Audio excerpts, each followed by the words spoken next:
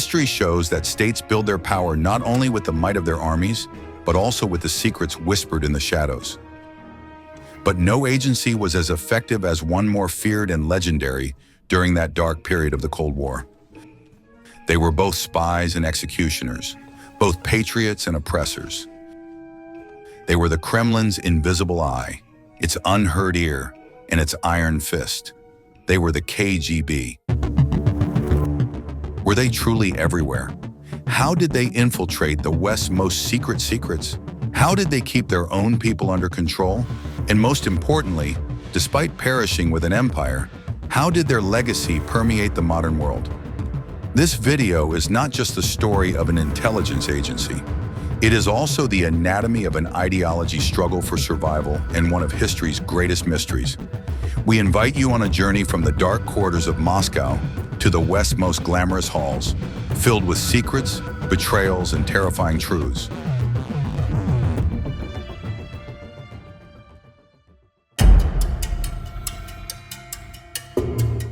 Every great story needs a beginning. The KGB's story began with the Cheka, All-Russian Extraordinary Commission, established on December 7, 1917, immediately following the Bolshevik Revolution, to protect the newly established Soviet power from internal and external enemies. Its founder, Felix Dzerzhinsky, nicknamed Iron Felix, was known for his unwavering belief in communist ideology.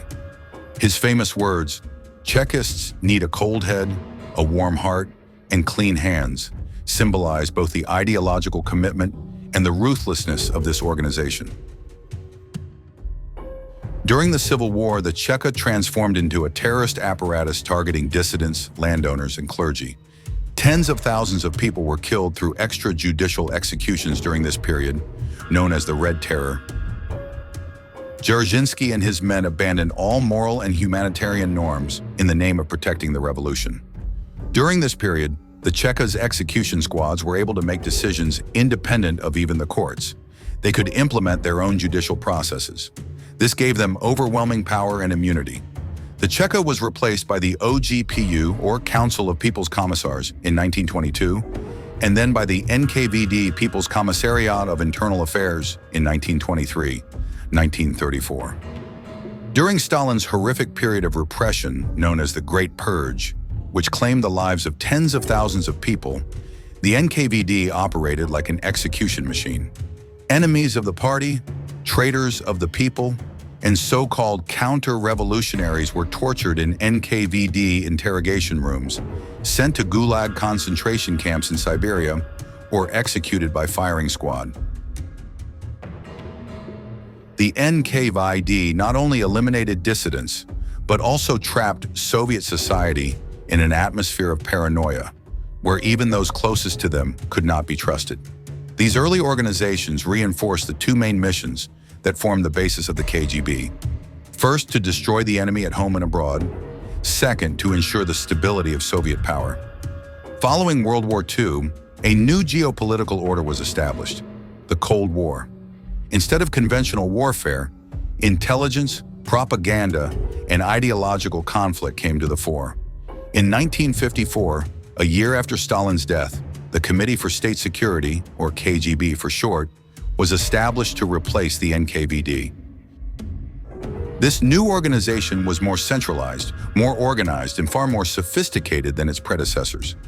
Its purpose was not only to protect the Soviet Union from external threats, but also to serve the global spread of communist ideology.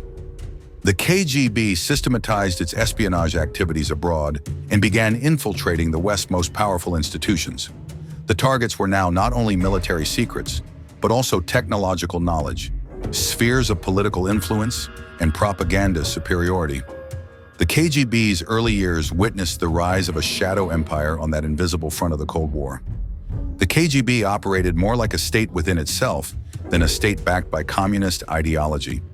The organization comprised dozens of subordinate units, including the first main directorate, responsible for foreign intelligence, the second main directorate, responsible for counterintelligence, and the third directorate, which gathered military information. This structure allowed it to operate in every field. The KGB achieved its greatest victories in its secret war against the West by infiltrating the very heart of the enemy. The most famous of these victories was undoubtedly the spy group known as the Cambridge Five. 5 students who met at Cambridge University in the 1930s, Kim Philby, Donald Maclean, Guy Burgess, Anthony Blunt, and John Cairncross, volunteered to work for the Soviets under the influence of communist ideology.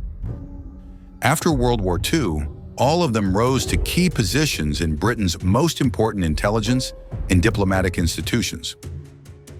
For example, Kim Philby, considered the group's mastermind, even became head of the anti-Soviet section of Britain's MI6 intelligence agency. Another member, Donald Maclean, was a key advisor on nuclear policy at the Foreign Office and leaked details of all nuclear agreements between the US and Britain to Moscow. For decades, these spies continued to pass the West's most sensitive information to the Soviets. The CIA and MI6's plans for all Soviet agents were communicated to Moscow in advance through these 5. After years of unsuccessful investigations, the group was only exposed in the 1960s. This scandal created widespread distrust and paranoia within the Western intelligence community and demonstrated the KGB's advanced infiltration capabilities. With the Cambridge Five, the KGB not only stole information, but also destroyed the enemy's trust. The KGB's most critical espionage achievement was undoubtedly atomic espionage. At the beginning of the Cold War, possessing nuclear weapons was the ultimate sign of power. The US was the only country with this technology, and the Russians were thought to be lagging behind. However, the KGB had established a spy network that passed atomic bomb secrets to Moscow. The key figure in this network was German physicist Klaus Fuchs, who worked on the Manhattan Project. Fuchs transmitted all sensitive technical information, drawings, and calculations related to the atomic bomb to the Soviets. Using this information, Soviet scientists accelerated their own atomic program and detonated the first atomic bomb in 1949. This shocked the Western world. Washington suspected Moscow of detonating the atomic bomb much earlier than anticipated. This KGB success helped to achieve a nuclear equilibrium in the Cold War and fueled atomic bomb paranoia in the West. Another significant case involved Julius and Ethel Rosenberg, a couple accused of espionage and executed in the US. The Rosenbergs had passed sensitive information about the US military and nuclear projects to the Soviets. This case illustrated the psychological warfare of the Cold War and the lengths to which both sides were willing to gain nuclear secrets. The KGB's warfare was not limited to military and technical secrets. It also skillfully employed black propaganda known as disinformation. The aim was to cloud Western society's minds, undermine trust in its leaders, and create internal divisions. One of the most striking of these operations was Operation Infection. In the 1980s, the KGB began spreading false documents and rumors in the West that the AIDS virus had actually been created by the US government as a biological weapon targeting African Americans and homosexuals. This lie spread so widely that it was accepted as truth in many countries. With this operation, the KGB aimed to undermine trust in the West's healthcare system and government. Another disinformation tactic was the fabrication of false documents and letters alleging that the CIA had orchestrated famous assassinations. Such operations aimed to undermine the West's claims of moral superiority and to undermine its trust in its own people. The KGB's success in such operations demonstrated its mastery of warfare, not only physically but also psychologically. The KGB's shadow not only infiltrated the territory of enemy states, but also found the Kremlin's enemies wherever they were in the world. The most famous assassination was that of Leon Trotsky in Mexico in 1940. Trotsky was Stalin's greatest political rival, and despite being in exile abroad, posed a threat to Stalin. The KGB infiltrated a Spanish agent into Trotsky's home and killed him with an ice axe. This assassination demonstrated Stalin's ruthlessness towards his opponents and the reach of the KGB's long arm. For years, the KGB used methods such as poisonous substances, traffic accidents, and poisoned umbrellas to silence dissidents, spies, and regime defectors in the West. The saying "the KGB has a long arm" was being uttered with increasing seriousness in the West. The KGB targeted not only ideological enemies but also those who discredited the state. These assassinations proved that the KGB was one of the most ruthless and lethal weapons of the Cold War. The KGB's power stemmed less from its successful operations in the West than from its absolute control over its own citizens. In the Soviet Union, the KGB had eyes and ears in every city, every neighborhood, and nearly every apartment block. Its network of informants created a climate of paranoia in which you could denounce even your closest friend or family member. The KGB listened to the conversations of ordinary citizens, read their letters, and monitored their daily lives. The goal was to crush any dissenting ideas before they even blossomed. On the grounds of state security, all artistic, literary, or political expression was strictly controlled. Free thought was the KGB's greatest threat. One of the KGB's most feared methods was to declare political opponents mentally ill and confine them to psychiatric hospitals. Dissidents were punished for being mentally ill, thus discrediting their ideas. This method was known as punitive psychiatry. Intellectuals like Nobel Prize-winning author Alexander Solzhenitsyn were among the greatest victims of this repression. His work, The Gulag Archipelago, which recounted the horrific reality of labor camps in the Soviet Union, smuggled its way to the West, revealing to the world the KGB's brutality behind the scenes. This work revealed how the KGB silenced even the slightest voice of dissent against the state. The KGB didn't just impose physical repression, it also created a culture of fear. No one could fully trust even those closest to them. The KGB permeated all of Soviet society and ruthlessly suppressed any dissident movement, be it religious or political. A person's fate could change with a sudden phone call or a KGB agent knocking on the door. The KGB was the steel backbone that held the Soviet Union together. Anyone who thought communist ideology was indestructible couldn't have predicted that this steel backbone would one day rust and break.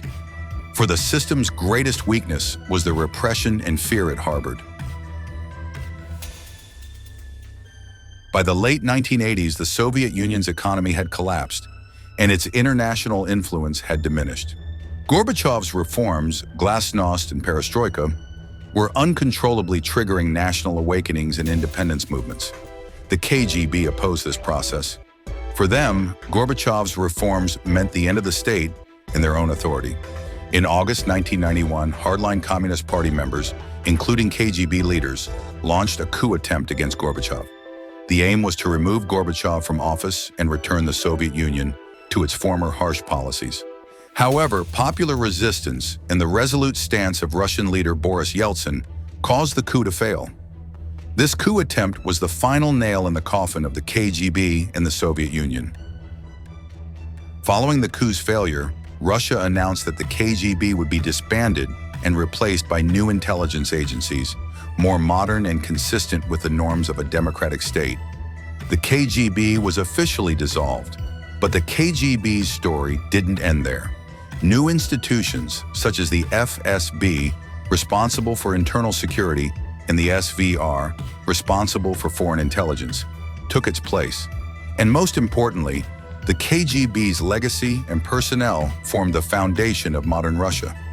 In the late 1990s, Vladimir Putin, a former KGB colonel, rose to the top of Russian politics. Putin became the head of the FSB and then the president. Under his leadership, Russia's intelligence services were revitalized and became a central part of the state. In today's Russia, many key positions are held by former KGB agents or their protégés. This demonstrates that the KGB was not just an organization, it was also a mindset and a style of governance. So, was the KGB truly ubiquitous? The answer is yes. They may not have been physically present on every street, but the fear, paranoia, and control they instilled permeated every corner of Soviet society.